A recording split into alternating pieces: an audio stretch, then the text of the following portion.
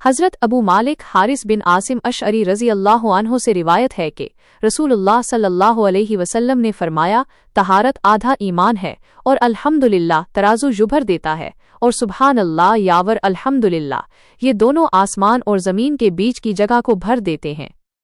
یا فرمایا کہ ان دونوں میں سے ہر کلمہ آسمان اور زمین کے درمیان کو بھر دیتا ہے، اور نماز نور ہے، اور صدقہ دلیل ہے، اور صبر روشنی ہے، اور قرآن تیرے حق میں حجت ہے یا تیرے خلاف حجت ہے۔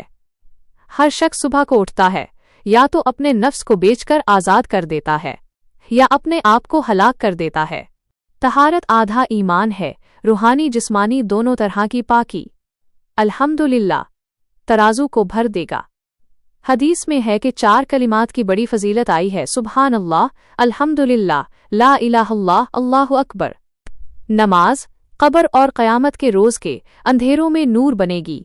صدقہ دینے والے کی نجات کے لیے قیامت کے دن صدقہ دلیل ہوگا۔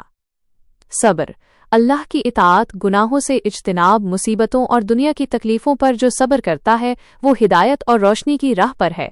جب انسان صبح کرتا ہے تو اس کے سامنے 2 راستے ہوتے ہیں: 1 عذاب سے آزاد کرنے والا راستہ، 2 عذاب سے ہلاک کرنے والا راستہ۔